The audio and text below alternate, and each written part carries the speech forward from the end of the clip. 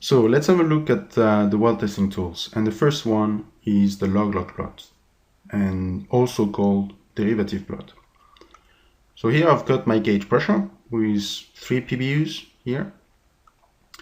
So for this particular PBU, for example, I can plot this pressure signal, which is pressure T minus pressure jet in, like this. And this is called the delta P plot. So I plot this versus the shut-in duration, delta T. Okay, so I take my pressure signal, pressure T minus pressure shut-in, versus the elapsed time of the shut-in duration. And this is a log-log scale. That's going to be easier to identify the different flow behaviors and the flow regimes. You can take as well the derivative of this delta P, and this is the plot in red. So this is the derivative of delta P, or the PBU pressure, with respect to a time function.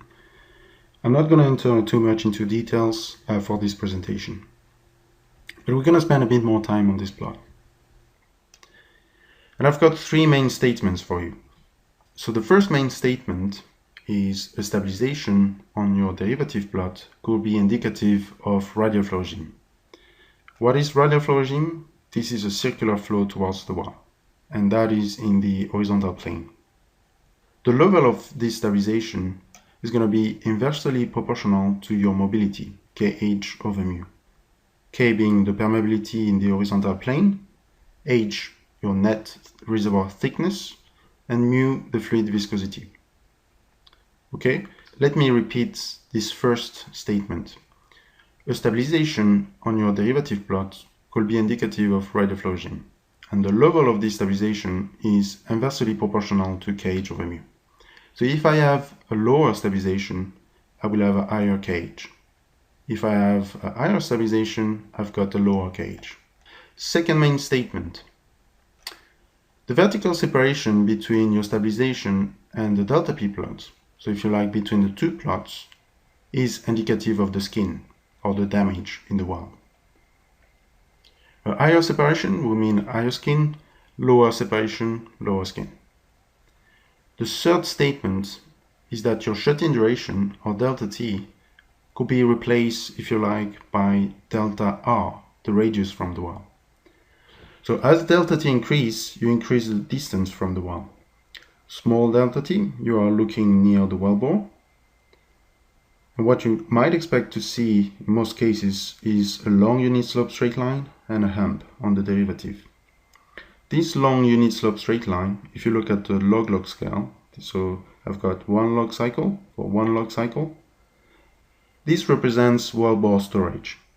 So for example, when you start production at surface is going to be due to the expansion of the fluids in the wellbore. It's not going to be due to your reservoir contribution. You will have a time delay before the surface production becomes the same as the rate production.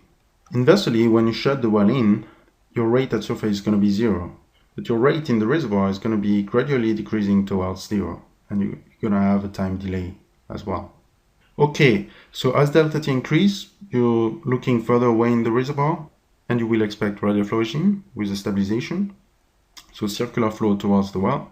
And at large delta T, you're looking even further away from the well, and what you might expect is boundaries. And a boundary will be represented by an increase in your derivative at late time. Okay, so just a quick recap, 3 main statements. A stabilization on your derivative could be indicative of radial flow regime in the horizontal plane. The level of this stabilization is inversely proportional to kh, permeability times net thickness. The vertical separation between the 2 plots is indicative of the skin, and delta T could be replaced by the radius from the well. Small delta T, you are looking near the wellbore. Large delta T, you are looking further away from the well. Right, so we spot the radial flow regime in the derivative plot. This is the most important flow regime in well test analysis. It's going to give you the permeability and it's going to give you the skin. In general, the derivative plot is going to show you a combination of flow behaviors. What I tried to do in this slide is to separate the derivative into 3 times. The early times, near the wellbore region, the middle times away from the well, and late times further away from the well. So near the wellbore region, in most cases, what you'll see is wellbore storage and skin. So a long unislope straight line and a hump in the derivative. If the well is fracked, you might expect a fracture behavior, and this is a sort of behavior you might expect early time on your derivative.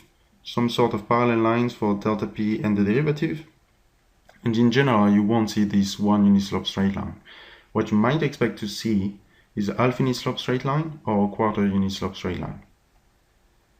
So that will represent linear flow regime and bilinear flow regime.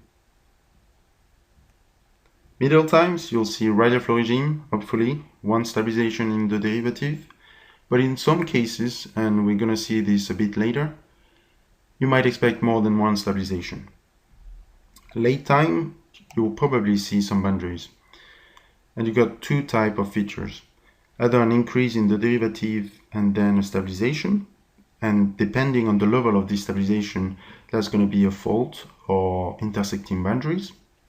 Or you might see only an increase in the derivative following a half unislope straight line that represents linear flow regime, and that would be indicative of a channel. I was saying that sometimes you may see more than one stabilization, and that may be due to a reservoir feature.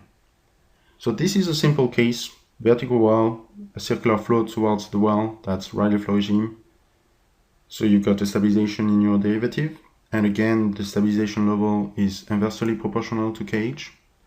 But let's assume that further away from the well, you've got a reduction in net thickness, okay, like in this example. So you are further away from the well, large delta T, and now your kh is getting reduced.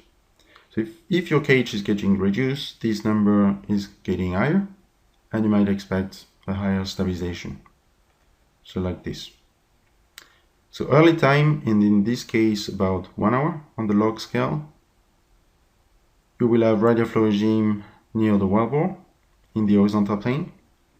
Further away from the well, so with the log scale, we've got 10 hours, 20, 30, 40, etc.